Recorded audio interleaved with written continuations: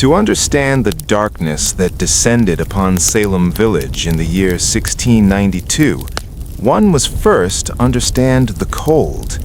It was not merely a temperature, it was a physical presence, a living entity that pressed against the rough-hewn timber walls of the settlers' cabins. The winter of 1691 bleeding into 1692 was particularly harsh.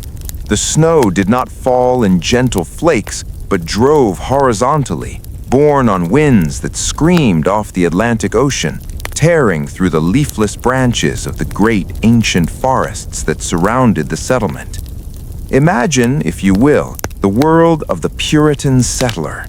It is a world painted in shades of gray, brown, and white. The sky above Massachusetts Bay is a lid of iron, often shutting out the sun for weeks at a time. The ground beneath their boots is frozen hard as stone, resisting the shovel and the plow. For the people of Salem Village, a farming community located a few miles inland from the bustling, salty port of Salem town, life was an endless cycle of labor and endurance. There was no electricity to banish the night. There were no engines to break the silence. When the sun dipped below the jagged tree line to the west, the world effectively ended. The darkness was absolute. Inside the small, cramped houses, light came only from the hearth fire or the sputtering flame of a tallow candle, a candle made from animal fat that smelled of grease and smoke. In these flickering pools of light, shadows danced on the walls. They stretched and twisted, taking on shapes that a tired mind might easily mistake for something else. For the Puritans, the boundary between the physical world and the spiritual world was paper-thin. They did not view the wilderness around them as a place of natural beauty to be admired. To them, the forest was the devil's territory. It was a vast, chaotic unknown where the rules of God's kingdom did not apply. It was the home of wolves, of indigenous tribes whom they feared and misunderstood, and they believed of Satan himself. In 1692, the people of Salem were a people on edge. They were exhausted. For years, they had lived under the constant threat of attack. The King William's War was raging on the northern frontier, and refugees were pouring into Essex County with horror stories of raids and massacres. Every crack of a twig in the woods could mean an ambush. Every howl of a wolf could be a signal. The nervous system of the entire community was pulled tight, like a violin string ready to snap. In this atmosphere of fear, the only anchor was the church. The meeting house stood at the center of the village, a plain wooden structure without stained glass or statues, cold as a tomb in the winter. Here, the families gathered for hours on Sundays, listening to sermons that spoke not of God's love, but of his wrath. They were told they were a chosen people in a fallen land, constantly besieged by invisible enemies. They were told that the devil was real, that he was walking among them, looking for a soul to steal. And amidst this spiritual battlefield, life was incredibly, painfully boring. For the young girls of the village, girls like Betty Parris and Abigail Williams, there was no outlet for imagination. There were no dolls, for dolls were considered idols. There was no dancing, for dancing was a sin. There was no music, save for the somber chanting of psalms. Their lives were defined by chores, spinning wool, churning butter, sweeping the dirt floors, and fetching water from the frozen wells. They were expected to be silent, submissive, and invisible.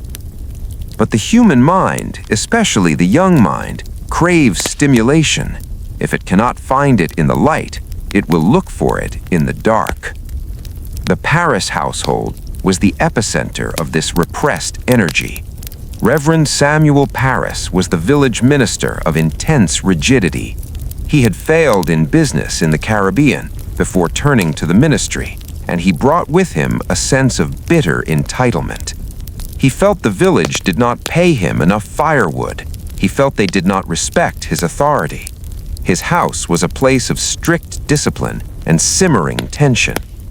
It was in this house, during the long, suffocating evenings of January, that the silence began to crack.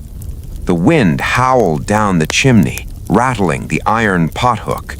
The frost crept up the inside of the window panes, forming intricate fern-like patterns that blocked the view of the desolate yard. Inside, huddled near the fire for warmth, the circle of girls sat. They were bored. They were terrified of the hellfire preached by their father and uncle, and they were starving for a story. They looked to the one person in the house who represented a connection to a wider, more mysterious world, Tituba. Tituba was the Parris family's enslaved woman. Her origins are debated by historians. Some say she was Arawak Guyanan, others African, bought by Parris in Barbados. But to the girls of Salem Village, she was simply the keeper of secrets. She came from a land of sun and heat, a land where the spirits were not always enemies, but sometimes helpers. While Reverend Parris sat in his study, scratching out sermons with a quill pen, obsessed with his firewood allowance and his status, a very different kind of power was growing in his kitchen. It started innocently, a game, a whisper, a way to pass the frozen hours. The girls wanted to know their futures. Who would they marry? What would their lives be like? In a society where women had no power, marriage was the only destiny that mattered. Tituba knew the old ways of divination. She showed them the Venus glass, dropping an egg white into a glass of water and watching the shape it took. It was a parlor trick, a superstition. But in the frozen wilderness of 1692 Massachusetts, where the devil was as real as the cold, even a parlor trick was a dangerous invitation. As the snow piled higher against the door, sealing the village in a tomb of white, the girls stared into the glass. They were looking for the shape of a husband. But in the flickering firelight, with the wind screaming like a banshee outside, one of them saw something else. She didn't see a plow. She didn't see a ship. She saw the shape of a coffin. Fear is a contagion. In a closed community, cut off from the world by winter and war, fear spreads faster than smallpox. The girls' hearts raced, their breath hitched, the boredom vanished, replaced by a delicious, terrifying thrill. They were no longer just spinning wool, they were touching the forbidden. This is where the story truly begins, not in a courtroom, but in a cold kitchen, not with screaming, but with whispering. The landscape of 1692 Massachusetts was a pressure cooker with the lid nailed down. The people were isolated, stressed, sleep-deprived, and deeply repressed. They were farmers living on the edge of a map that faded into "Here be monsters." They were waiting for something to break the monotony of their survival. They did not know it yet, but they were about to get their wish. The egg white in the glass was not predicting a funeral for a husband. It was predicting the death of reason. As January waned, the behavior of the children began to change. It was subtle at first, a stare that lasted too long, a sudden burst of tears, a complaint of being pinched by invisible fingers. The adults, wrapped in their heavy wool coats and their heavier anxieties, dismissed it as childish foolishness. But the wilderness was watching. The ancient pines, burdened with snow, stood like silent judges around the village. The wind carried the sound of wolves, or perhaps something else from the deep woods. And in the parsonage, the fire burned low, casting long, distorted shadows that seemed to reach out and grab the innocent. The stage was set. The players were in place. The ice was thick, but it was about to shatter. This was life in 1692, a life of frozen earth and burning souls, a life where the only entertainment was the contemplation of one's own damnation. And in the silence of the snow, the first whispers of the hysteria were already beginning to echo, like the cracking of ice on a frozen river, warning of the flood to come. If the frozen wilderness was the stage and the rigid Puritan theology was the script, then the kitchen of the Parris parsonage was the dressing room where the actors put on their masks. To understand the intimacy of the horror that was to come, one must step out of the cold, biting wind of January and into the warmth of the hearth. The kitchen was the heart of the colonial home. In the Reverend Samuel Parris's house, it was a low-ceilinged room dominated by a massive fireplace. The walls were darkened by years of soot. The air was thick with the smells of the 17th century. Drying herbs, sage, thyme, and rosemary hanging in bundles from the rafters, the rendering of animal fat, and the damp wool of drying cloaks. It was here, while the Reverend sat in his study composing sermons on the fiery wrath of God, that a different kind of fire was being kindled. The central figure in this domestic drama was Tituba. In the history books, she is often painted as a caricature, a witch, a temptress, a villain. But if we strip away the layers of legend, we find a woman who was simply trying to survive. She was enslaved, brought from the sun-drenched islands of the Caribbean to the gray, stone-hard reality of Massachusetts. She belonged to Samuel Parris, purchased in Barbados and brought north like a piece of exotic furniture. Tituba was the caregiver for Parris's daughter, 9-year-old Betty, and his niece, 11-year-old Abigail Williams. She was the one who combed their hair. She was the one who cooked their porridge. She was the one who kept them warm when the New England winter tried to freeze the marrow in their bones. And she was a storyteller. For Betty and Abigail, life was a suffocating cage of expectations. They were the children of the parsonage, expected to be perfect miniatures of piety. They were taught that play was idleness, and idleness was the devil's workshop. They sat for hours in silence, sewing or reading the Bible. But inside these quiet, obedient girls, imaginations were starving. They were hungry for color in a black and white world. Tituba provided that color. In the long, violet evenings of early 1692, when the chores were done and the parents were occupied, the kitchen became a sanctuary. Tituba would spin yarn, the rhythmic whir, whir, whir of the wheel, acting as a hypnotic backdrop to her voice. She spoke of Barbados. She spoke of a land where the earth did not freeze, where the sea was turquoise, and where the spirits were not always terrifying demons, but entities that could be spoken to. She told them stories of obeah and magic, of charms that could cure sickness or reveal secrets. To the Puritan mind, this was heresy. To the bored minds of Betty and Abigail, it was oxygen. It started with small things, little sorceries, a witch cake made of rye meal and urine to detect a curse, a charm to find a lost thimble. It was a game. It was a secret rebellion against the crushing weight of their father's religion. But secrets have gravity. They pull others in. Soon, the circle expanded. The kitchen became a clubhouse for the bored teenagers of Salem Village. Ann Putnam Jr., a 12-year-old from a wealthy but troubled family, joined them. Mercy Lewis, a servant girl who had survived a massacre by indigenous tribes in Maine, came to listen. Mary Walcott, Elizabeth Hubbard, they all drifted in, drawn by the allure of the forbidden. These were not evil children. They were repressed adolescents living in a culture of fear. They were terrified of the future. In 1692, a woman's life was entirely dependent on whom she married. A good husband meant survival. A bad one meant poverty and misery. They had no control over their destiny.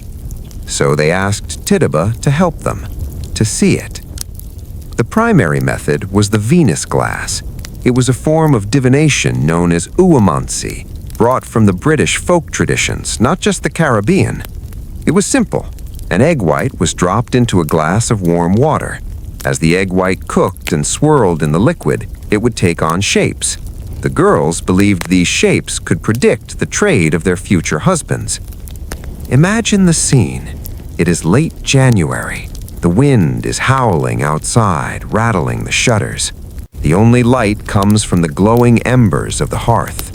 5 or 6 girls are huddled around a rough wooden table, their heads bowed over a glass of water. Tituba stands behind them, her shadow long on the wall. She pours the egg. The white cloud blooms in the water, twisting, turning. "What do you see?" one whispers. "I see a ship," says one. "He will be a sailor." "I see a plow," says another. "A farmer." They giggle. The fear is delicious. It is the thrill of breaking the rules. But then the mood shifts.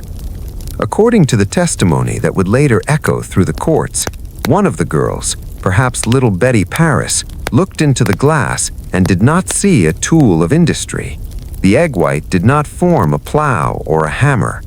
It formed a coffin. The giggles stopped. The silence in the kitchen became heavy, charged with a sudden primal terror. To a modern mind, it was just a random swirl of protein and water. But to a Puritan mind, there were no accidents. God or the devil spoke in signs. A coffin meant death. It meant that one of them would not live to marry. It meant that their sin of fortune-telling had been seen, and judgment was coming. The fear that gripped the circle of girls was not merely psychological, it was theological. They believed with absolute certainty that by peering into the future, they had opened a door to the invisible world, and now something was coming through. Betty Parris, the youngest and most fragile, was the first to break.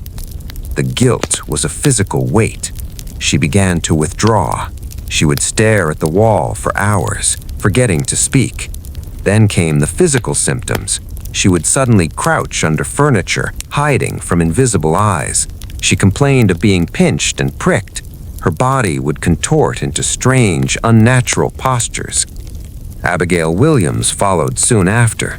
She would run around the house on all fours, barking like a dog. She would scream that something was choking her, clawing at her own throat until it bled. Reverend Parris was bewildered. He prayed over them. He read Psalms, but the reading of the Bible only seemed to make it worse. The girls would cover their ears and shriek at the sound of the holy word.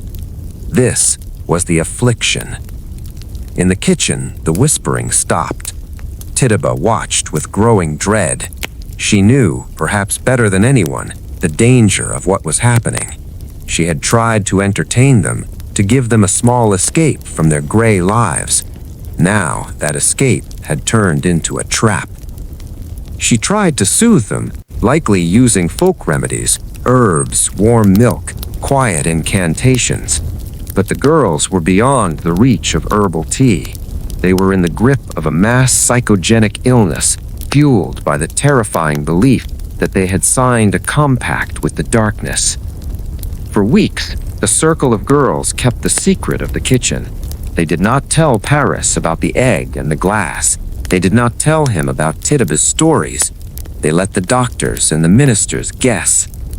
When Dr. William Griggs was finally called in to examine the thrashing, screaming girls, he found no fever, he found no lesions, he found no imbalance of the humors. He packed his bag, looked at the Reverend Parris, and delivered the diagnosis that would doom the village. "The evil hand is upon them," he said. It was not a medical problem, it was witchcraft. The word hung in the cold air of the parsonage like smoke. Witchcraft. It meant there was a traitor in the village. It meant someone had given their soul to Satan for the power to torment these innocent children. Parris turned to the girls. He demanded names. He shouted, "Who torments you? Who is doing this?" The girls were trapped. If they admitted they were playing with magic in the kitchen, they would be whipped. perhaps even excommunicated. They would be the sinners. But if they were victims, if they were being attacked, then they were innocent. They were martyrs. They looked at each other. They looked at the terrified woman in the corner of the kitchen. They looked at the person who had no power, no family to defend her, no standing in the court of the white man. The whispers in the kitchen had turned into a scream, and the finger of accusation was slowly, trembling, rising to point.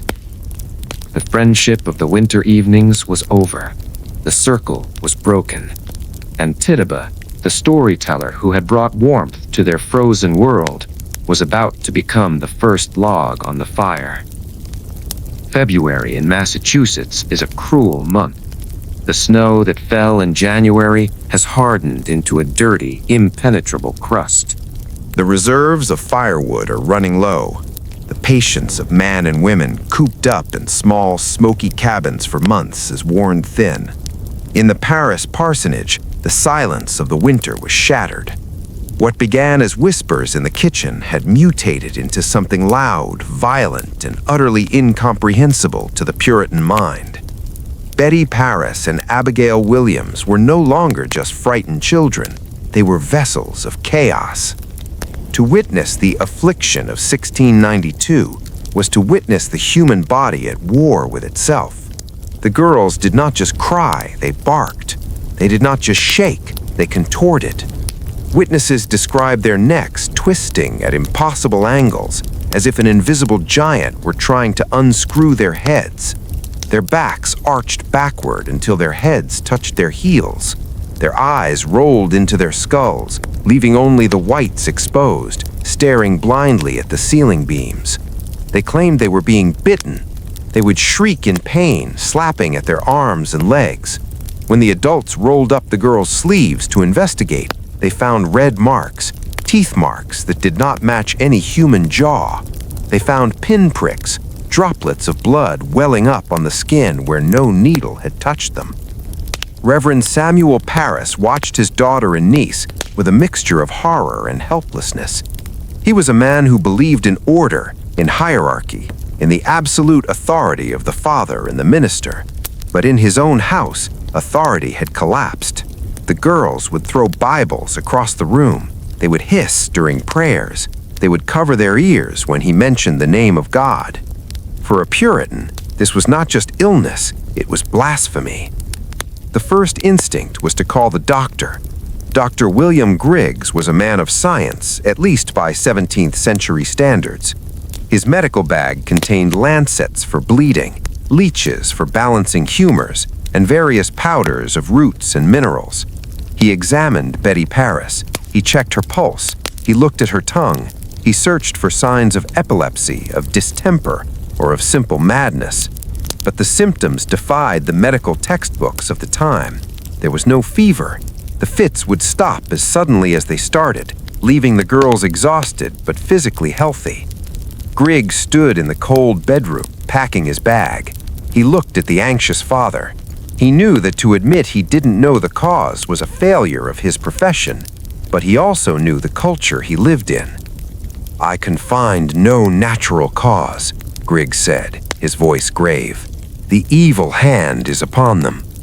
The evil hand. With those words, the crisis shifted from the physical world to the spiritual. It was no longer a matter of biology, it was a matter of theology.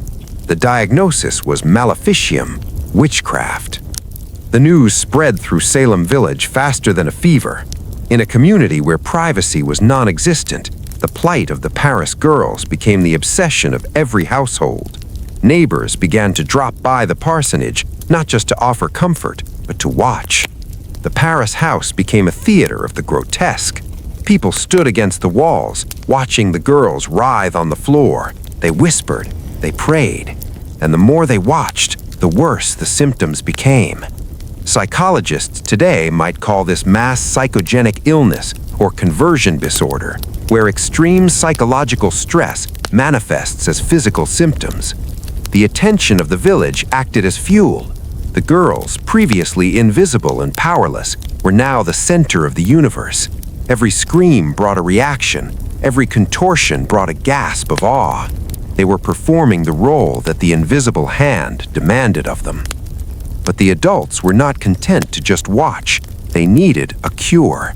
And in 1692, when the doctor failed and the minister failed, the people turned to the old ways. They turned to white magic. Enter Mary Sibley. She was the aunt of Mary Walcott, another girl who had started to show symptoms. Mary Sibley was a church member, a respectable woman, but she retained the folk beliefs of her ancestors. She believed that you could fight magic with magic. While Reverend Parris was away, Mary Sibley went to the Parris kitchen. She found Tituba and her husband, John Indian. She gave them instructions on how to make a witch cake. The recipe was repulsive, but in the logic of folk magic, it made perfect sense.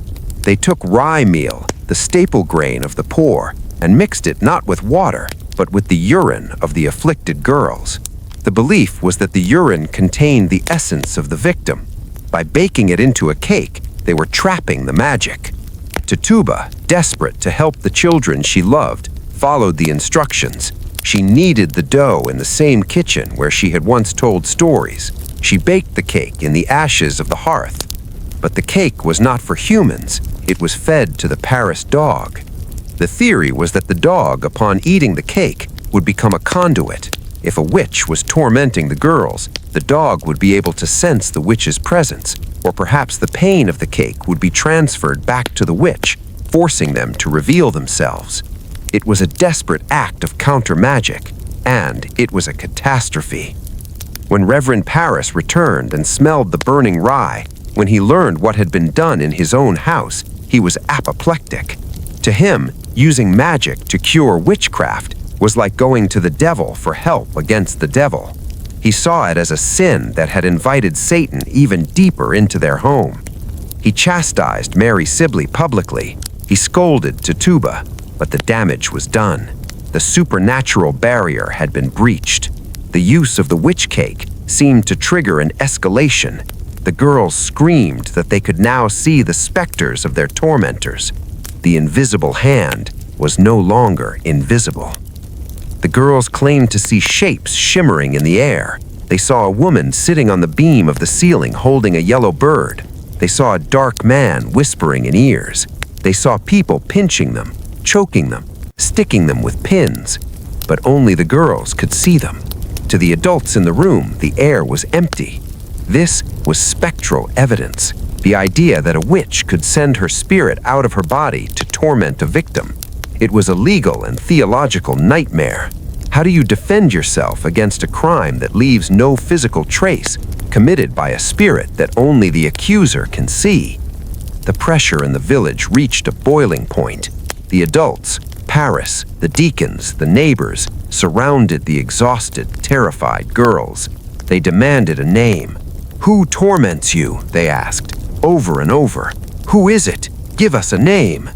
The girls were trapped in a labyrinth of their own making. They couldn't say, "We were playing with an egg in a glass." They couldn't say, "We are faking it." They had to provide a villain. The narrative demanded a witch. They needed someone who fit the mold, someone who wouldn't be missed. In the fevered imagination of 1692, the witch was the other. The girls looked at the adults. They saw the expectation in their eyes. They looked at Tituba, the woman with the strange stories and the dark skin. They thought of Sarah Good, the homeless beggar woman who muttered to herself and smoked a pipe. They thought of Sarah Osborne, the invalid old woman who hadn't been to church in a year. The invisible hand was guiding them, not towards the truth, but towards the path of least resistance. Finally, the silence broke. A name was whispered, then another. "Tituba," one girl gasped. "Goody Good," said another. "Goody Osborne." The affliction had found its target. The invisible hand had become a pointing finger, and in the frozen wilderness of Salem, the machinery of the law began to grind into motion. The tragedy was no longer a domestic dispute. It was a witch hunt. By the end of February 1692, the air in Salem village was brittle enough to snap. The snow still lay heavy on the ground, a white shroud covering the rocky fields. But the heat inside the meeting house was rising. The affliction of the girls had become the only topic of conversation. The cries of Betty Parris and Abigail Williams had been joined by others: Ann Putnam Jr., Elizabeth Hubbard, Mary Walcott. A chorus of young voices was screaming in unison, and they were all pointing in the same direction. The village demanded a target. Pain requires a cause, and in the Puritan worldview, there was no such thing as random suffering.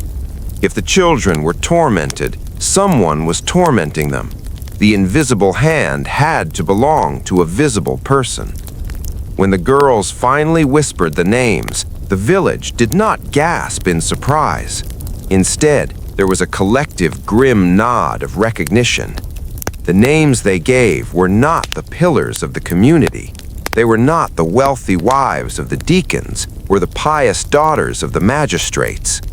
The names were the three outcasts: Tituba, Sarah Good, Sarah Osborne. To the modern eye, the selection of these three women seems calculated, almost cynical.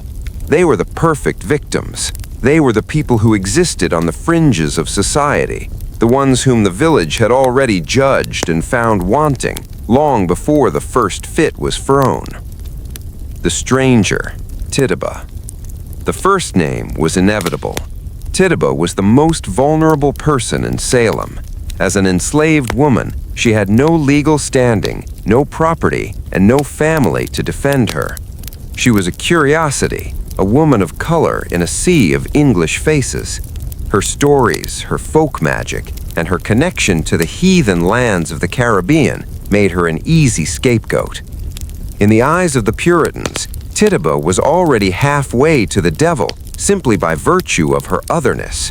When the girls pointed at her, they were pointing at the person who had already been defined as not one of us. The beggar, Sarah Good. The second name was Sarah Good. If Tituba was the cultural outsider, Sarah Good was the social failure. She was a destitute woman, homeless and often wandering the roads of Salem begging for food and shelter. She was a nuisance. Sarah Good was not a sympathetic figure. She was known to be abrasive. When people refused her charity, she would walk away muttering under her breath. The villagers, guilty for not helping her, but annoyed by her presence, convinced themselves that her mutterings were curses. If a cow died or a child fell ill after Sarah Good had visited, it was easy to draw a line between her anger and their misfortune. She smoked a pipe. She was dirty. She did not defer to her betters. In a society that valued order and hierarchy, Sarah Good was a chaotic element. She was the woman everyone wished would just go away. Now, the girls had given them a reason to make her disappear. The invalid, Sarah Osborne. The third name was Sarah Osborne. She was an elderly woman, bedridden and largely forgotten. But her sin was not poverty, it was impropriety. Years ago, after her first husband died, she had scandalized the village by purchasing the freedom of an indentured servant, Alexander Osborne, and then marrying him. Worse, she had fought over her first husband's will, attempting to keep the inheritance for herself rather than passing it to her sons. To the Puritan mind, she was a woman who disrupted the natural order of inheritance and male authority. Furthermore, she had stopped attending church. She claimed illness, but in Salem, absence from the meeting house was a sign of spiritual decay. If she was not in God's house, where was her soul? February 29th, 1692, the leap year warrants. The date of the legal action carries a strange irony. It was February 29th, a leap day, a day that exists only once every 4 years, a glitch in the calendar. On this day out of time, the magistrates Jonathan Corwin and John Hawthorne arrived from Salem town. They were severe men. John Hawthorne, ancestor of the writer Nathaniel Hawthorne, was known for his unyielding nature. He did not come to investigate, he came to prosecute. He believed that the devil was attacking Salem.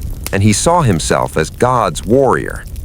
The complainants, 4 men from the village, including Thomas Putnam, stood before the magistrates and swore out the complaints. They stated that these 3 women had caused great hurt and damage to the girls through witchcraft and sorceries. The quills scratched across the parchment, the wax was melted and stamped, the warrants were signed. The arrests. Imagine the scene as the constables trudged through the snow to execute the orders. They went first to the parsonage kitchen. Tituba knew they were coming. She had been living in the center of the storm for weeks. When they shackled her, she did not fight. She knew that in the world of the white men, she had no voice. They went to the hovel where Sarah Good was staying. She likely spat at them, her defiance remaining intact even as the chains were placed on her wrists. She was dragged away, leaving her young daughter Dorcas alone in the cold. They went to the bedside of Sarah Osborne. The woman was frail, barely able to stand, yet the law of 1692 made no exception for the sick. She was pulled from her bed, forced into the freezing air, and marched to the house of the constable to be held for questioning. March 1st, the examination. The next day, March 1st, the village exploded. The examination was originally scheduled to be held in the ordinary or tavern of Deacon Ingersoll, but the crowd was so massive that they had to move to the meeting house. The entire village packed into the cold wooden building. The air was thick with the smell of unwashed bodies and fear. In the front row sat the afflicted girls waiting for their cue.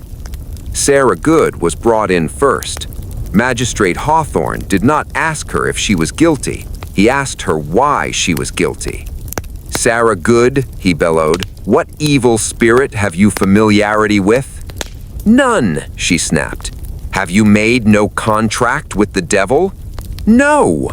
"Why do you hurt these children?" "I do not hurt them. I scorn it." But as she spoke, the girls in the front row began to scream. They fell to the floor, writhing in agony. They claimed that Sarah Good's specter was leaving her body and attacking them right there in the courtroom. "Look, she is biting me," one girl screamed. Hawthorne looked at Sarah Good. "Why do you not tell us the truth? Why do you torment these poor children?" It was a trap. Logic had no place here. If Sarah Good stood still, the girl screamed. If she moved her hands, the girls claimed she was pinching them. Sarah Osborne fared no better.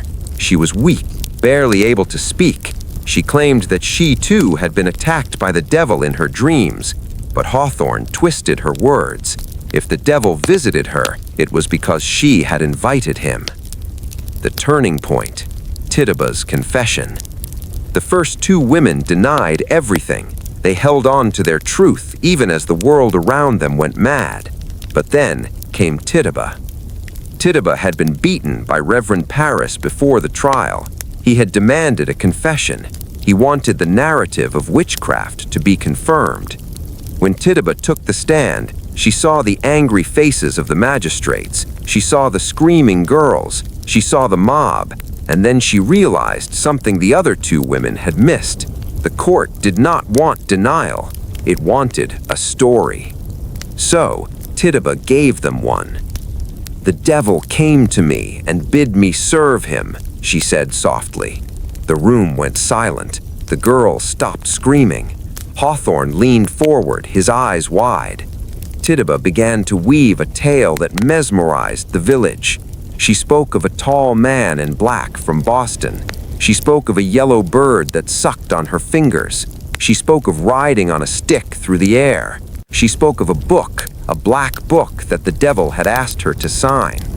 And then she dropped the bombshell that would doom Salem. There were 9 names in the book. The crowd gasped. They had arrested 3 women, Tituba, Sarah Good, and Sarah Osborne. But Tituba said there were 9 names. That meant there were 6 more witches still out there, 6 more enemies hiding in the pews, 6 more traitors walking among them. Tituba's confession was a masterpiece of survival. By confessing, she became a witness rather than just a suspect. She validated the girls' claims. She gave the magistrates exactly what they wanted, proof of a conspiracy. But in doing so, she opened the floodgates. The hysteria was no longer contained to 3 outcasts. It was now a hunt for the other 6. As the 3 women were led away to the jail in Salem town, a dark, rat-infested dungeon, the mood in the village shifted from fear to panic. No one was safe anymore. The 3 outcasts were just the beginning. The warrants signed on that leap day were not the end of the trouble. They were the invitation to a massacre. The sun set on March 1st, 1692, over a village that had fundamentally changed. The legal machinery had tasted blood, and it was hungry for more. The frozen wilderness was no longer just cold, it was hostile, and in the dark woods, the shadows seemed to be lengthening, reaching out to touch the houses of the righteous. By May of 1692, the spring had finally come to Massachusetts. The ice on the rivers had melted, the ground had softened, and the farmers of Salem Village should have been in their fields, planting corn and rye for the coming year. But the fields lay fallow. The plows sat rusting in the barns. The village was paralyzed. The affliction that had begun in the Parris kitchen had spread like a contagion. It was no longer just 3 outcasts shivering in a jail cell. The accusations had climbed the social ladder. Church members, grandmothers, wealthy merchants, and even the former minister's wife had been cried out upon. The jails in Salem, Boston, and Ipswich were overflowing. Men and women were chained to the walls in dungeons so crowded that the air was foul with disease and despair. Into this chaos sailed Sir William Phips, the newly appointed governor of Massachusetts. Phips was a rough-hewn man, a treasure hunter turned politician, who had arrived from England with a new charter and a mandate to restore order. He expected to find a colony arguing over taxes or land borders. Instead, he found a colony consumed by a spiritual civil war. He found a people terrified not of the French or the indigenous tribes, but of their own neighbors. Phips was overwhelmed. He was a soldier, not a theologian. He looked at the crowded jails and realized that the standard legal system could not handle the sheer volume of cases. He needed a mechanism to clear the backlog. He needed a sword to cut the Gordian knot of witchcraft. On May 27, 1692, Governor Phips issued a commission for a special court of Oyer and Terminer. The phrase is French legal terminology, Oyer to hear and Terminer to determine. It was an emergency tribunal created for the specific purpose of trying the witch cases. It was meant to be a tool of efficiency. Instead, it became a machine of death. To lead this court, Phips appointed his lieutenant governor, William Staughton. If history needed a villain to stand beside the screaming girls, it was Staughton. He was a man of intense, rigid piety. Cold, unfeeling soil, as one historian later described him.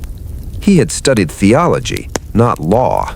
To Staughton, this was not a legal proceeding, it was a war against Satan. He did not believe in the presumption of innocence. He believed that if the devil was attacking Massachusetts, God demanded a purge. The courtroom atmosphere. Imagine the atmosphere of the Salem meeting house in June.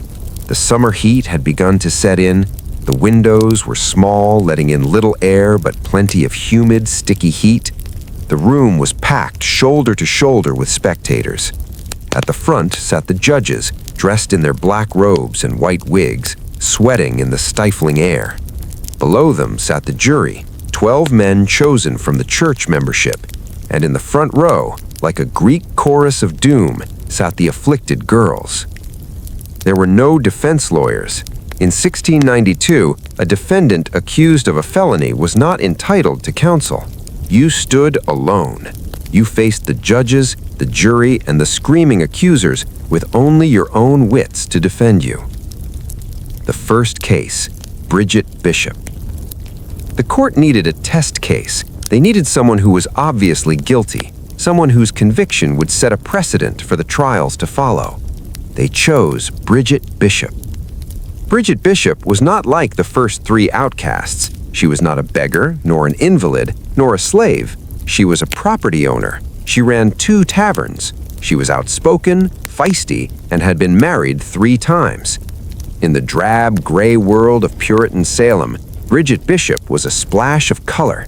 She wore a red bodice, a scandalous fashion choice that the village gossips never tired of whispering about.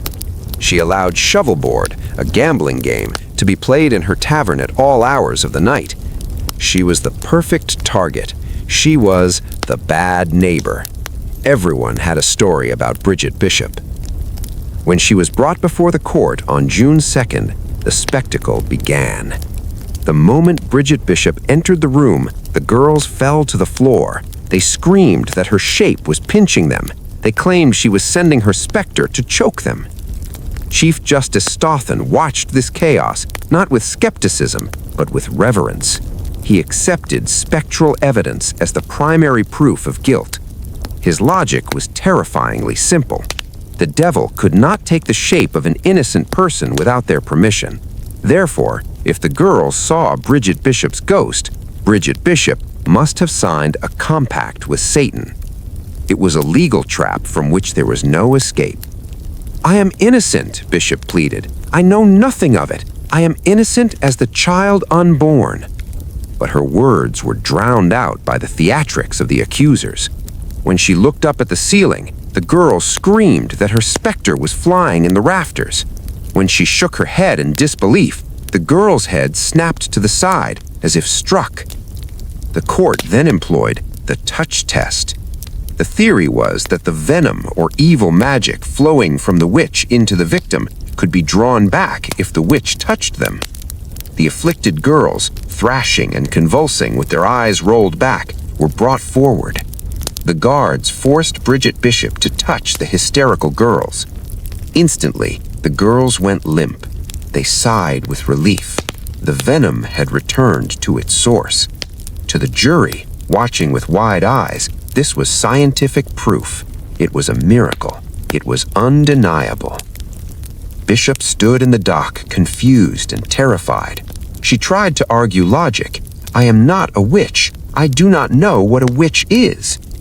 "How can you know you are not a witch if you do not know what a witch is?" Hawthorne shot back. It was circular, maddening logic. Justice was operating in the dark, guided only by the screams of teenagers and the superstitions of old men. The verdict and execution. The trial lasted 1 day. The jury deliberated briefly. They returned with a verdict: guilty. Staughton did not hesitate. He signed the death warrant. On June 10, 1692, the sheriff of Essex County, George Corwin, collected Bridget Bishop from the jail. She was placed in a cart and driven not to the village green, but to a rocky, barren ledge on the outskirts of town, known as Gallows Hill. It was a rough place, filled with jagged rocks and scrub brush. There was no scaffold, no platform, just a sturdy oak tree and a ladder. A massive crowd gathered. They watched as the tavern owner in the red bodice was forced up the ladder. They watched as the rope was placed around her neck. Bridget Bishop did not confess. She did not beg for mercy. She maintained her innocence to the moment the ladder was turned over. The drop was not long. Death was not instant. It was a slow, strangling end. When the body finally stopped twitching, a silence fell over the crowd. This was real now. It wasn't just rumors in a kitchen or arguments in a courtroom. The state had killed a woman. The court of Oyer and Terminer had fulfilled its purpose. It had heard and it had determined. But as the body of Bridget Bishop was cut down and unceremoniously dumped in a shallow crevice between the rocks, witches were denied Christian burial. A dark realization settled over the wiser souls in the crowd. The dam had broken. If Bridget Bishop could be hanged based on the dreams of children, then no one was safe. The precedent had been set. Spectral evidence was valid. The touch test was proof.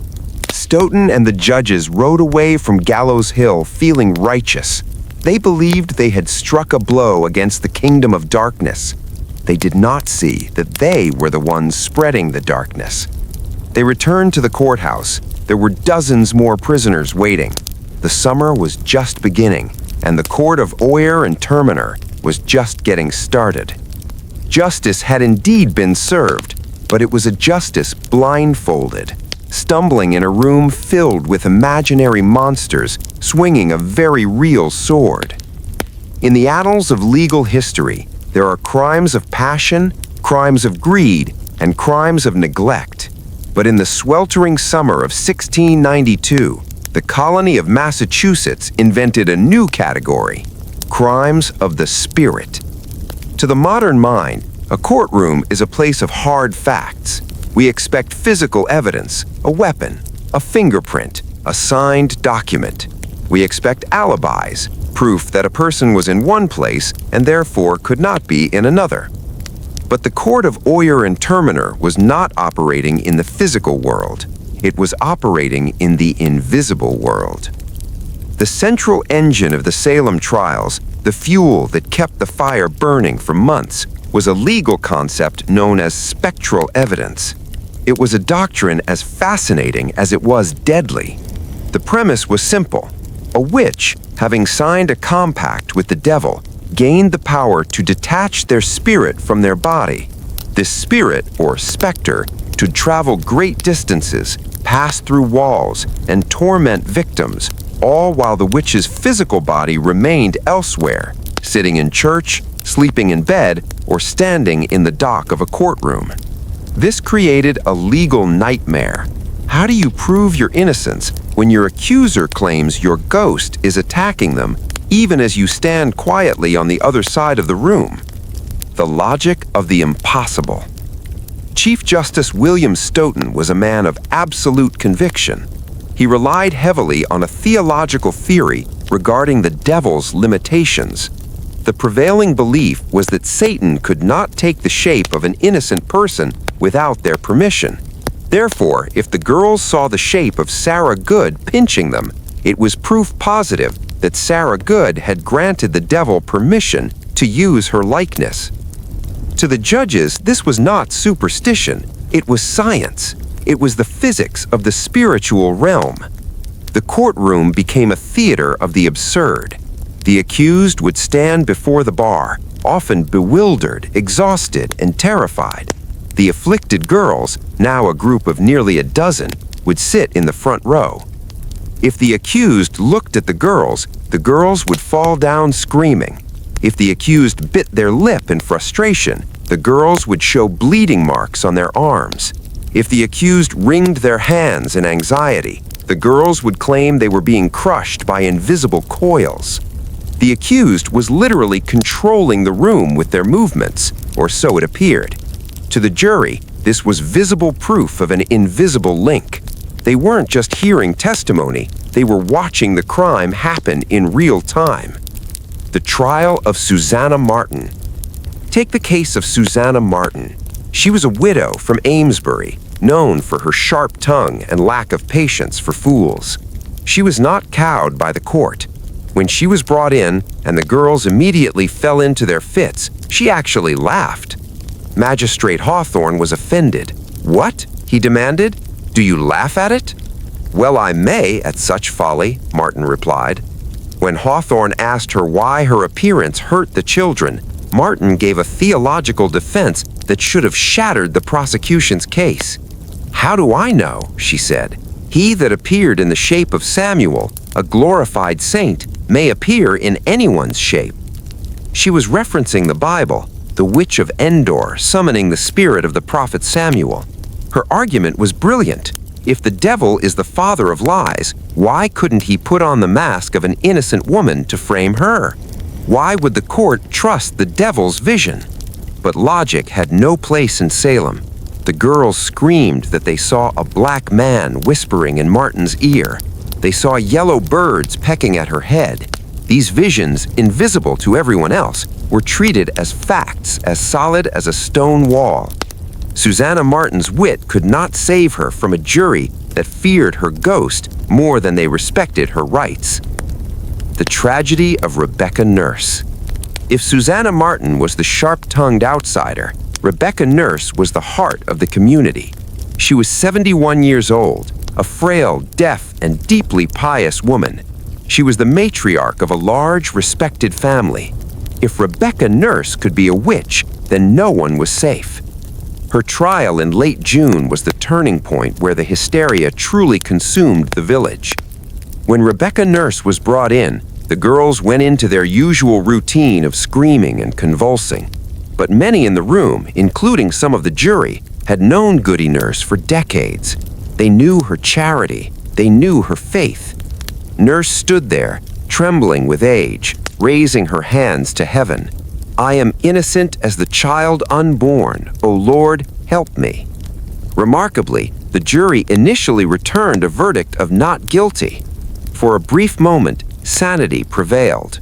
The spectral evidence was not enough to overweight a lifetime of good works. But the reaction was immediate. The girls began to howl with renewed intensity, claiming they were being torn apart. The Chief Justice, William Stoughton, was furious. He stood up and essentially bullied the jury. He told them to reconsider. He pointed out a statement Nurse made about another accused woman. "She is one of us," which Nurse meant as one of us prisoners, but Stoughton interpreted as one of us witches. Because she was deaf, Nurse did not hear the question to clarify her statement. She remained silent. The jury took her silence as a confession. They went back out. They returned with a verdict of guilty. Rebecca Nurse was excommunicated from the church she had loved all her life. She was driven up Gallows Hill. The death of this saintly grandmother proved that a crime of the spirit required no motive, no weapon, and no logic. It only required an accusation. The Reign of Terror. As the summer dragged on, the reliance on spectral evidence created a feedback loop of terror. The accused realized that denying the charges was a death sentence. The only way to survive was to confess. If you confessed, you admitted you were a witch. You gave the court the validation it craved. And crucially, Puritans generally did not execute those who confessed and repented. They left them in jail to save their souls. But those who refused to lie, those who held on to their integrity like Rebecca Nurse and Susanna Martin, were the ones who hanged. The specter became the ultimate weapon. It bypassed alibis. One man, John Willard, was accused of killing people with his thoughts. A former constable who refused to arrest any more innocent people was accused by the girls. They claimed they saw his specter sitting on the chests of dying people, squeezing the life out of them. Willard was nowhere near the victims when they died, but his body's location didn't matter. His spirit was the murderer. The theology of doubt.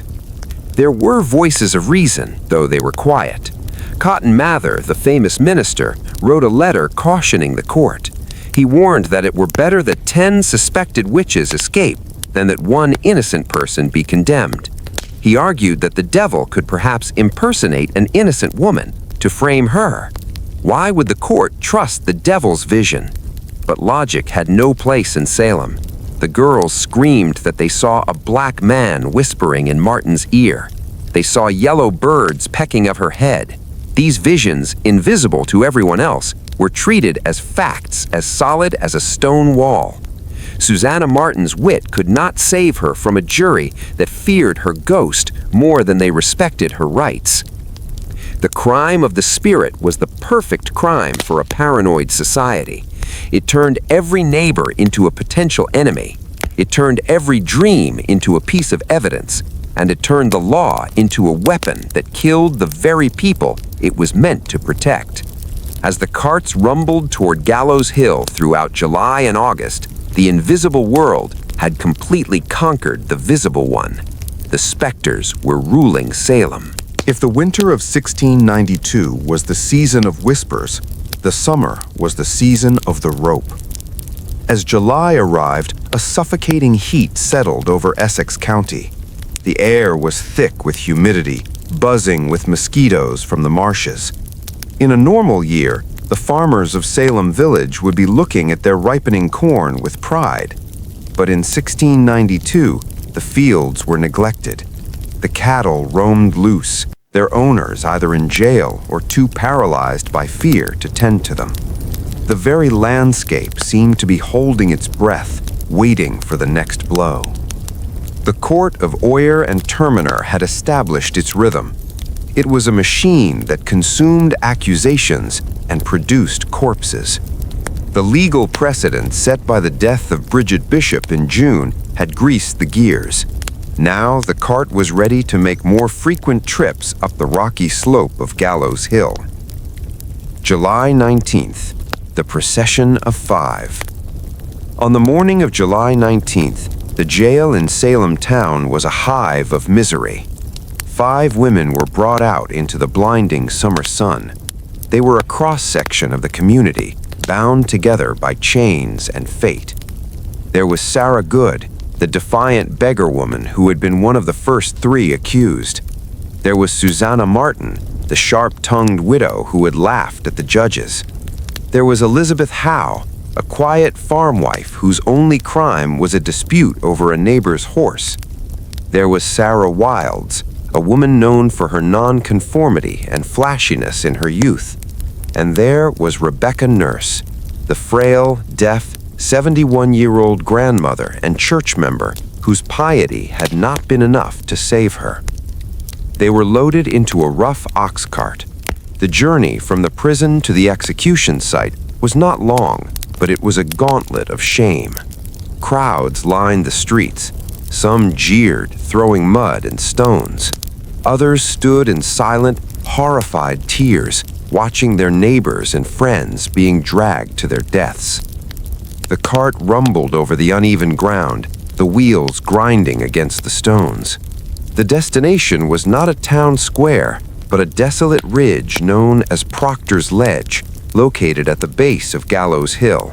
It was a wild, unkempt place overlooking the North River. There were no scaffolds built. The Puritans were practical executioners.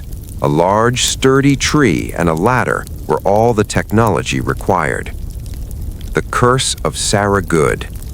As the women stood beneath the tree, Reverend Nicholas Noyes, a zealot who had driven the trials forward with fanatical energy, urged them to confess. He told them that they were witches and that they knew it.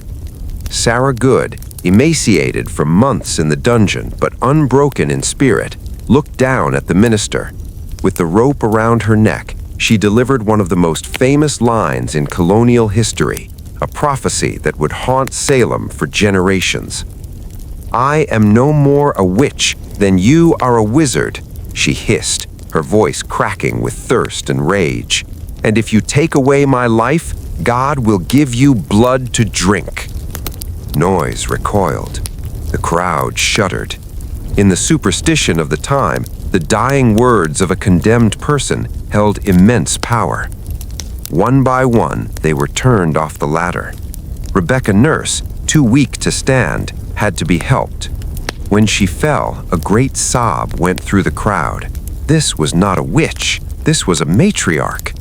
The sight of her gray hair blowing in the hot wind marked a turning point. The village was killing its own saints. August 19th, the hanging of the minister. If July was tragic, August was impossible. The hysteria had now reached the highest levels of society. On August 19th, 5 men were brought to the hill. Among them was John Proctor, a wealthy tavern owner and farmer who had famously claimed that the afflicted girls were lying and needed to be whipped to their senses. His skepticism had cost him his life. But the central figure of August 19th was Reverend George Burroughs. Burroughs was the former minister of Salem Village. He had left years prior due to disputes over his salary, a common theme in Salem, and had moved to Maine to preach on the frontier. The girls accused him of being the ringleader, the black man who organized the witches' Sabbaths. They claimed he had supernatural strength, that he could lift a musket with one finger. To see a man of the cloth in chains was shocking. To see him standing under the gallows was earth-shattering. As Burroughs stood on the ladder, facing the crowd, he did something that should have been impossible for a witch. He began to pray. In Puritan belief, a witch could not recite the Lord's Prayer without stumbling. It was a holy text, and the devil's tongue would inevitably twist it. Burroughs spoke clearly. He spoke with passion. He recited the prayer perfectly, his voice ringing out over the rocky ledge, calm and composed.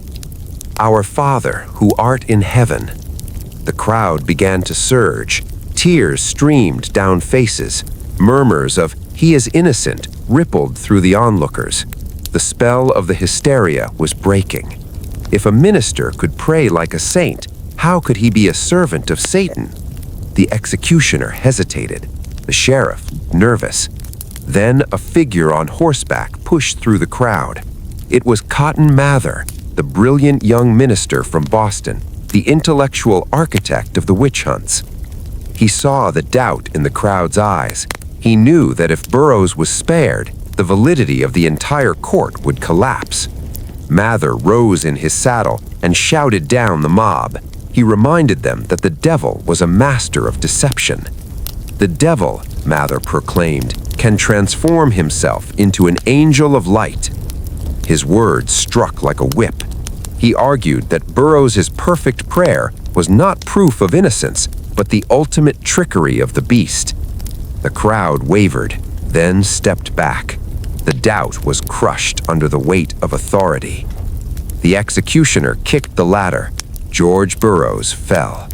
The minister was hanged by his own flock.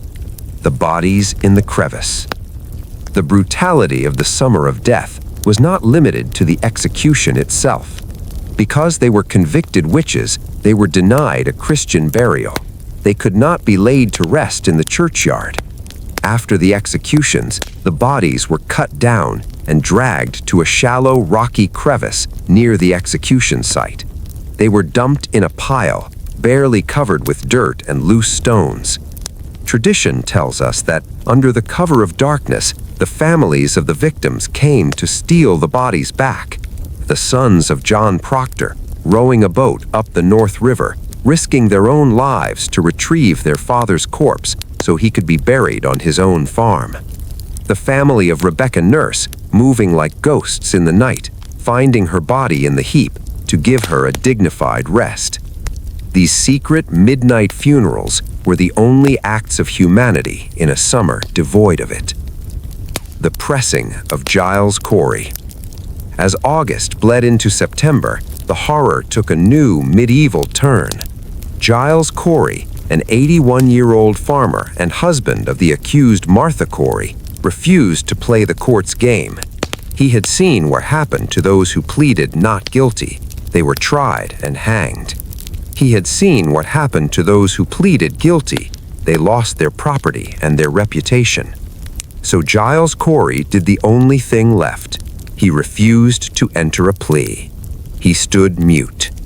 Under English law, a man could not be tried if he did not enter a plea, but the law had a remedy for stubbornness: peine forte et dure, severe and hard punishment.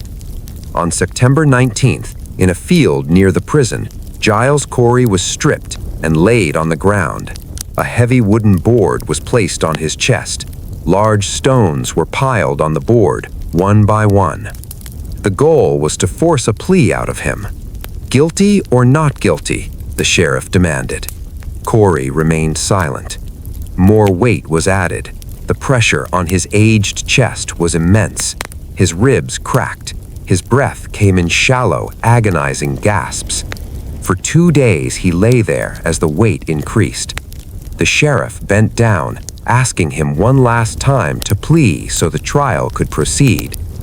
Giles Corey looked up, his eyes bulging, his face purple with the strain. He spat out 2 words that would become his epitaph, a final act of supreme defiance against a corrupt system. More weight. They added more rocks. Giles Corey died without speaking. Because he was never convicted, his property could not be seized by the state. He had died in agony to ensure his sons would inherit his land. It was a victory of iron will over stone. The turning of the tide. By the end of September, 19 people had been hanged. 1 had been pressed to death. 5 had died in jail. The summer heat was finally breaking, giving way to the crisp air of autumn. But the fever was breaking too. The execution of George Burroughs and the torture of Giles Corey had shaken the community to its core. The accusations were now hitting people who were undeniably pious. The spectral evidence was beginning to look less like proof and more like madness. People began to whisper that they had gone too far. The blood on the hands of the village was becoming impossible to wash off. The summer of death was over, but the reckoning was just beginning. The leaves on the trees were turning red, mirroring the stain that would cover Salem's history forever. By the late summer of 1692, the map of Salem's morality had been completely redrawn. In the early days, back in the frozen darkness of February, the lines had been clear. The witches were the outsiders, the beggar, the slave, the invalid. They were the people living on the ragged edge of the Puritan world. It was easy for the village to look at them and see the shadow of the devil. But as the leaves began to turn from green to gold in September, a terrifying realization settled over Massachusetts. The fire was no longer burning just the weeds, it was consuming the wheat. The accusations had shifted. The finger of the afflicted girls no longer pointed down at the wretched, it pointed up at the righteous. This phase of the trials is known as the fall of the saints. It was the moment when a lifetime of prayer, charity, and church attendance ceased to be a defense and instead became a liability. The paradox of the pious witch. To the modern mind, accusing a devout church member of witchcraft seems like a contradiction, but the twisted logic of 1692 had an answer for everything. The ministers argued that the devil was a general waging a war. Why would a general waste his time recruiting a beggar who already had one foot in hell? No, the devil wanted the prize. He wanted the soul that was pure. He wanted the saint. Therefore, the more pious you were, the more likely it was that Satan was besieging you. And if the girls claimed you were a witch, your outward appearance of holiness was simply a mask, a cloak of sanctity used to hide the rot inside. Piety was no longer a shield, it was a target. The gospel woman, Martha Corey. The first crack in the shield appeared with Martha Corey. She was the wife of Giles Corey, the man pressed to death. She was known in the village as the gospel woman. She was intelligent, vocal, and deeply involved in the church. But she had a fatal flaw. She was a skeptic. From the very beginning, Martha Corey had been openly critical of the trials. She did not believe the girls were bewitched. She believed they were distracted, hysterical, or perhaps lying. She forbade her husband from going to watch the examinations, famously hiding his saddle to keep him at home. In Salem, skepticism was synonymous with guilt. If you doubted the presence of the devil, you must be working for him. When the girls finally turned their eyes toward her, the shock was palpable. Martha Corey was a covenanted member of the church. She sat in the front pews. At her examination, Martha Corey made a mistake that many intelligent people make when faced with irrationality.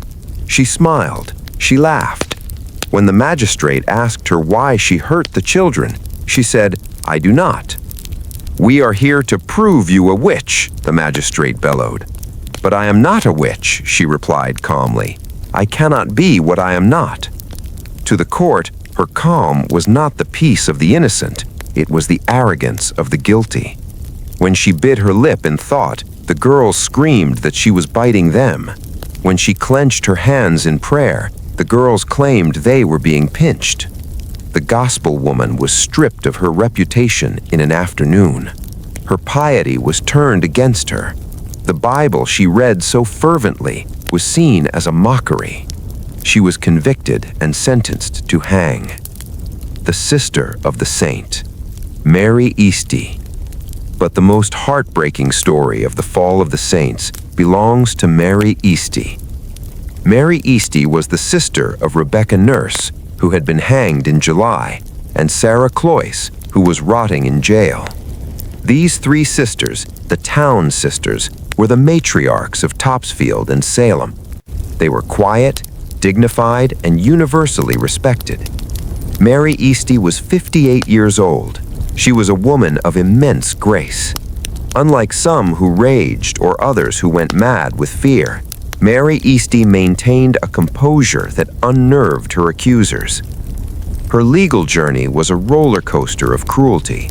She was arrested in April, examined, and then, in a rare moment of clarity, the magistrates released her. They could find no evidence. The girls' acting had failed to convince them. For 2 days, Mary Easty was free. She returned to her farm. She hugged her children. She felt the sun on her face, believing the nightmare was over. But the invisible world does not let go so easily. When the girls heard she was free, their fits became apocalyptic. They claimed Mary Easty's specter was back, choking them, trying to break their necks because she was angry for being released. The pressure on the magistrates was unbearable. 2 days after her release, the constables came back to the Easty farm. Imagine the scene. It's midnight. The house is asleep. A heavy pounding on the door. Mary Easty wakes up, perhaps thinking it's a neighbor in need. Instead, she finds the chains waiting for her again. She was dragged back to prison. This time, there would be no release. The petition of the innocent. It was in the damp, rat-infested dungeon of the Salem jail that Mary Easty wrote or dictated one of the most important documents of American history. It is known as the Petition of Mary Easty. It was September. She knew she was going to die. She had seen her sister Rebecca hanged. She saw the pattern. But Mary Easty did not write to the governor to beg for her own life. She knew her fate was sealed. Instead, she petitioned to save the others. "I petition to your honors," she wrote, "not for my own life, for I know I must die and my appointed time is set, but that no more innocent blood may be shed." She pleaded with the judges to change their methods. She begged them to stop trusting the spectral evidence. She told them that she had questioned the girls herself and knew they were lying, but that the court was too blind to see it. It was a voice of pure sanity, ringing out from a pit of madness. She was a saint in the truest sense, sacrificing her last chance at defense to try and protect the community that was killing her. The judges read the petition. They filed it away, and they proceeded with the execution. September 22nd, the harvest of death. On September 22nd, 1992, the final and largest mass hanging of the trials took place. 8 people were loaded into the cart. Among them was Martha Corey, the gospel woman. Among them was Mary Easty, the saint. The journey to Gallows Hill was different this time. The summer heat had broken, replaced by the chill of autumn. The leaves were falling, and the mood of the village had shifted. There was no jeering, no mud throwing. The sight of these 8 people, respected, pious, elderly, packed into the cart like cattle, broke the heart of the village. As the cart rattled up the hill, the wheel got stuck in a rut. For a moment, it looked like the execution might be halted. The accusers screamed that the devil was holding the wheel back, trying to save his servants. But the wheel was freed. The cart reached the summit. Mary Easty spoke last. She spoke to her husband, her children, and the minister. She did not curse the judges like Sarah Good had. She did not scream. She simply prayed. She asked God to forgive her accusers. The crowd stood in stunned silence. They were watching a woman die with more dignity than the court that convicted her possessed. When a ladder was turned and the saint fell, something in Salem broke forever. The collapse of faith. The execution of the saints shattered the theological foundation of the trials. The villagers went home that night and looked at their own families. If Mary Easty, a woman who had never harmed a fly, a woman who prayed for her killers, was a witch, then what did it mean to be a Christian? If the devil could inhabit the body of Martha Corey, then the church was not a sanctuary, it was a trap. The fear of the witch was replaced by a deeper, colder fear, the fear that they had murdered the innocent. The piety that was supposed to shield them had been weaponized. The armor of God had been pierced by the screams of teenagers. In the weeks that followed, the accusations slowed. The girls tried to accuse others, even the wife of Governor Phipps himself, but the magic was gone. The village had eaten its fill of death. The fall of the saints was the climax of the tragedy. It was the moment the fever broke, leaving the patient weak, scarred, and horrified by what they had done in their delirium. The ghosts of the saints did not haunt Salem with chains and screams. They haunted it with their silence. The empty pew where Mary Easty used to sit became a louder accusation than any screaming girl could ever muster. The village had tried to cleanse itself of evil, but in killing the righteous, they had only succeeded in killing their own conscience. In the history of defiance, there are speeches, there are battles, and there are riots.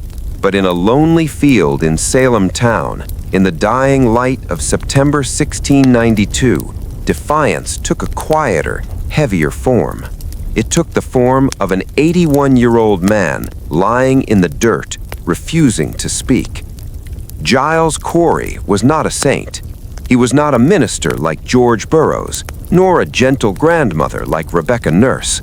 He was a man of the earth, a rough, cantankerous, and deeply stubborn farmer. He had a checkered past. Years before, he had been accused of beating a farmhand to death, though he was only fined. He was known for his temper and his litigious nature. He was a man who fought over property lines and wandering pigs. But in the autumn of 1692, Giles Corey became the unlikely hero of Salem. The trap of the law. To understand why Giles Corey died the way he did, one must understand the trap the court had set. By September, the pattern was clear. If you pleaded not guilty and stood trial, the spectral evidence would convict you and you would hang. Upon conviction, your property could be seized by the Crown. The sheriff of Essex County was particularly zealous about confiscating the assets of witches. This meant your family would be left destitute. If you pleaded guilty, you might save your life, but you would lose your soul and your good name. Giles Corey saw the game for what it was. He looked at the judges, Staunton, Hawthorne, Corwin, and he decided he would not play. When he was brought before the court to answer the charge of witchcraft, the clerk asked him the standard question, "Giles Corey, how will you be tried?" The expected answer was, "By God and my country." Giles Corey stood silent. He did not speak. He did not enter a plea. Under the English common law of the 17th century, a man could not be tried unless he entered a plea. If he remained mute, the court had no authority to proceed. A trial required a defendant's participation. However, the law had a brutal solution for those who remained standing mute. It was a procedure known as peine forte et dure, French for hard and forceful punishment. It wasn't technically an execution. It was a form of torture designed to squeeze a plea out of the accused. The Field of Stones. On September 17th, Giles Corey was taken from the prison to an open field near the jail. It was not Gallows Hill.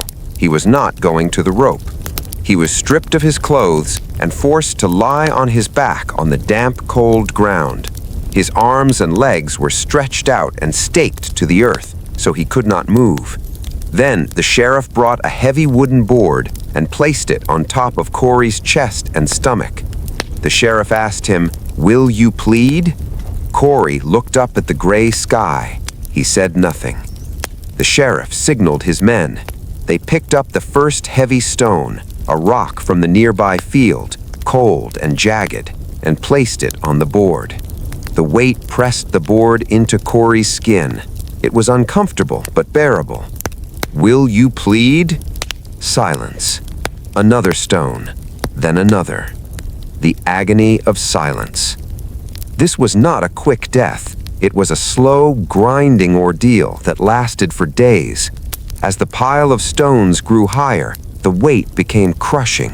It pressed the air out of his lungs. It cracked his ribs. It forced his internal organs to compress. Every breath became a battle.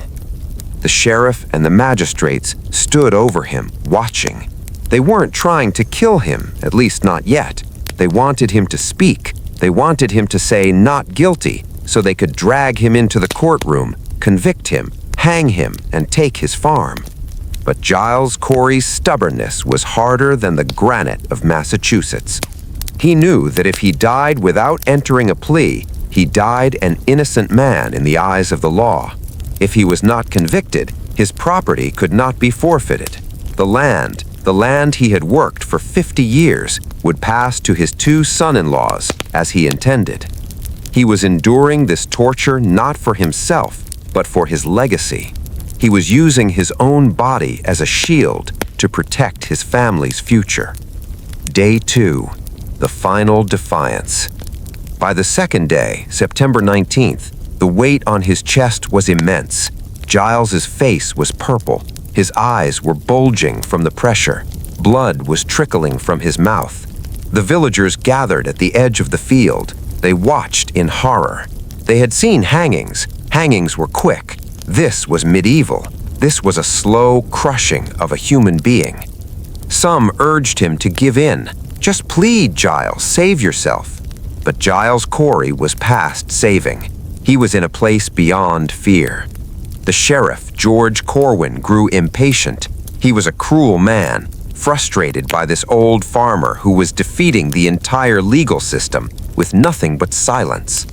Corwin reportedly took his cane and used it to push Corey's protruding tongue back into his mouth.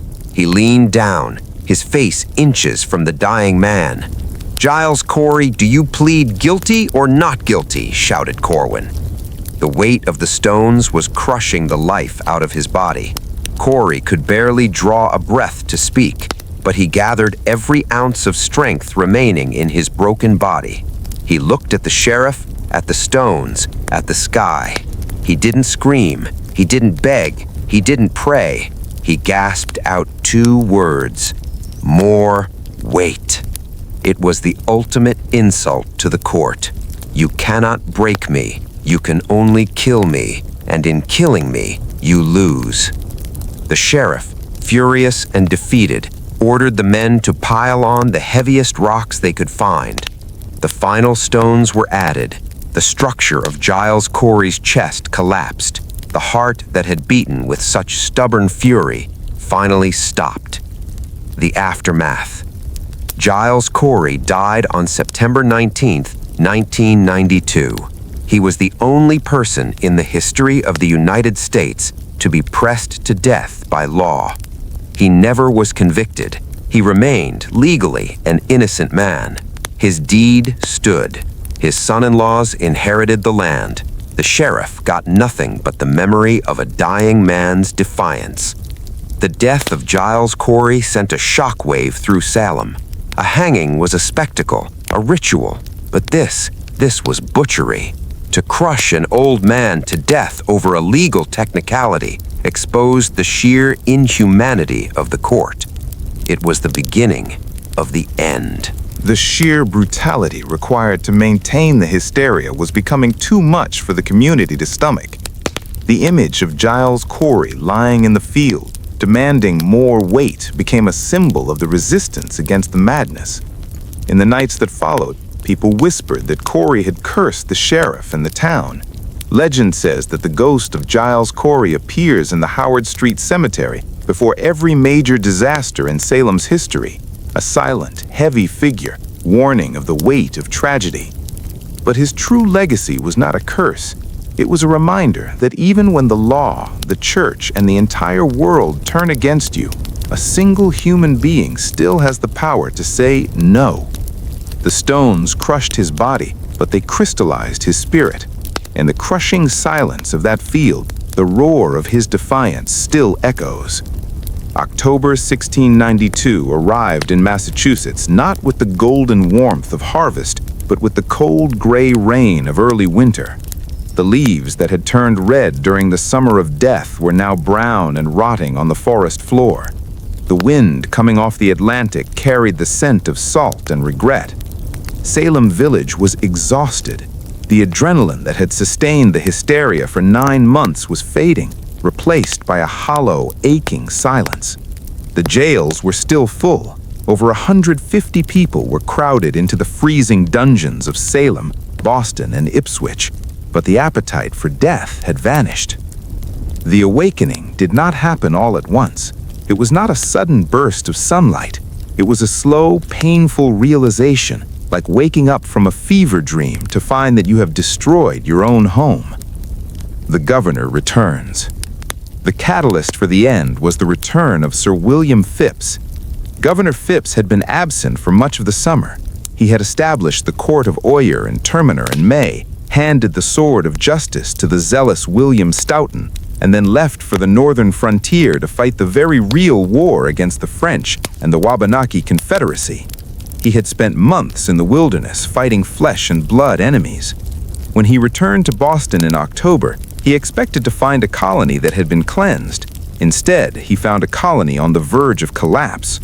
The fields were unharvested. Commerce had ground to a halt. The population was terrified. But what truly shook the governor was the news whispered to him by his aides. The accusations were no longer confined to the outcasts or even the pious neighbors. The fire was reaching the very top of the social hierarchy. The girls, drunk on their own power and running out of local targets, had begun to whisper the name of Lady Mary Phips, the governor's wife. Lady Phips was a woman of high standing and known kindness. During the trials, she had even signed a warrant for the release of a prisoner, an act of mercy that the afflicted girls interpreted as treason against their cause. For Governor Phips, this was the moment the spell broke. He could believe that a beggar like Sarah Good was a witch. He could even be persuaded that a minister like George Burroughs was a wizard. But his own wife? The woman he shared his bed with? The spectral evidence had finally crossed a line. If the court's logic dictated that Lady Phips was a witch, then the court's logic was flawed. The snake had turned to eat its own tail. The voice of reason. Increase Mather. While Phips wrestled with the political fallout, the theological foundation of the trials was being dismantled by the colony's most respected intellect, Increase Mather. Increase was the father of Cotton Mather, but he possessed a cooler head and a more cautious soul. He had watched the carnage of the summer with growing alarm. He saw how the judges accepted dreams and visions as hard evidence. He saw how the touch test and the screaming girls had replaced due process. On October 3, 1692, Increase Mather presented a manuscript titled Cases of Conscience Concerning Evil Spirits. It was a dense theological argument, but it contained one sentence that would become a cornerstone of modern justice. He stood before the ministers of Boston and declared, "It were better that 10 suspected witches should escape than that one innocent person should be condemned." It was a rebuke of everything the court of Oyer and Terminer had done. It destroyed the validity of spectral evidence. Mather argued that the devil was a liar. Therefore, if the devil appeared in the shape of a person, it might be a trick to frame the innocent. The logic was undeniable. the invisible world could not be trusted in a court of law. The dissolution of the court. The governor acted swiftly. On October 12, 1692, he issued a decree. He formally dissolved the court of Oyer and Terminer, the tribunal that had hanged 19 people and pressed one man to death was no more. The judges were sent home. The afflicted girls, suddenly stripped of their stage and their audience, were silenced. But the nightmare was not quite over. There were still 150 people in jail. Many were sick. Some were dying of cold and starvation. Phipps established a new court, the Superior Court of Judicature, to handle the remaining cases, but he gave them strict instructions. No spectral evidence, no visions, no dreams, only tangible facts. The final trials and the general pardon. When the trials resumed in January 1693, the difference was stark. Without the ability to claim that specters were pinching them, the prosecution had no case. Of the 56 people tried in the new court, only 3 were convicted. And even for those 3, Phipps issued reprieves. He dipped his quill into the ink and signed the papers that saved their lives, an act that Chief Justice Stoughton, still bitter and unrepentant, refused to do. By May 1693, Phipps had issued a general pardon. The jail doors were unlocked. Imagine the scene as the survivors emerged into the spring light. They were skeletons. They were bankrupt, having to pay for their own food and shackles while in prison, a cruel custom of the time. They walked back to their farms to find their livestock dead, their fields overgrown, and their neighbors looking at them with a mixture of shame and fear. They were free, but they were broken. The village of Salem had to live with itself again. The accuser had to buy grain from the accused. The juror had to sit in the pew behind the widower of the woman he had sent to the gallows. The season of regret. The awakening was followed by the crushing weight of guilt. As the years passed, the reality of what they had done settled into the bones of the community. Nature seemed to punish Massachusetts. The winters that followed were brutal. Crops failed. Smallpox returned. Indigenous raids intensified. To the Puritan mind, this was God's judgment, not for the witchcraft, but for the shedding of innocent blood. On January 14, 1697, 5 years after the Hysteria, the colony held a day of official humiliation and fasting. It was a day of public apology. Samuel Sewell, one of the magistrates who had sat on the court of Oyer and Terminer, stood up in the Old South Meeting House in Boston. As his minister read his confession aloud, Sewell bowed his head in shame. He asked for forgiveness from God and men, acknowledging that he had been misled. He was the only judge to ever apologize. But the most shocking confession came years later, in 1706. Ann Putnam Jr., one of the ringleaders of the afflicted girls, the girl whose screaming had doomed Rebecca Nurse and George Burroughs, stood before the Salem Village Church. She was now a woman of 27, unmarried, caring for her orphaned siblings. The fire of youth was gone. She read a statement that stunned the congregation. I desire to be humbled before God, that I was a cause with others that a sad calamity to them and their families.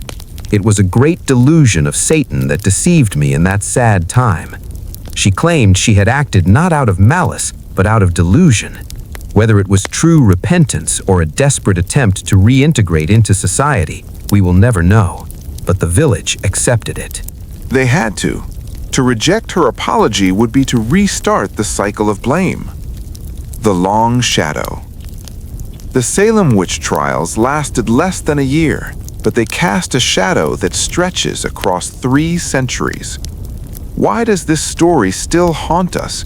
Why do we return to the frozen wilderness of 1692 again and again? It is because Salem is not just a story about witches. It is a story about fear. It is a story about what happens when a society loses its mind, when neighbor turns against neighbor, when the law is weaponized, and when fear becomes a virtue. The awakening teaches us that the greatest monsters are not the ones hiding in the dark woods. They are the ones we create in our own minds. As the snow began to fall on Salem in the winter of 1693, covering the rocky soil of Gallows Hill, it buried the physical traces of the tragedy. The crevice where the bodies were dumped was lost to time. The trees were cut down. The meeting house eventually rotted away. But the memory remained. It is a scar on the American soul. Today, if you walk through Salem, you will see memorials. You will see stones bearing the names Bridget Bishop, Rebecca Nurse, Giles Corey. They are silent sentinels. The nightmare ended, yes. The governor stopped the machine. But for the dead, there was no awakening. They remain in the shadows, reminding us that the line between civilization and savagery is thinner than we think. Thinner than a sheet of ice on a winter pond, waiting to crack under the weight of our own fears. And so the story closes. The fire in the Parris kitchen has long since gone cold. The screams have faded into the wind. But in the quiet hours of the night, if you listen closely to the history of this land, you can still hear the echo of the gavel falling in the dark.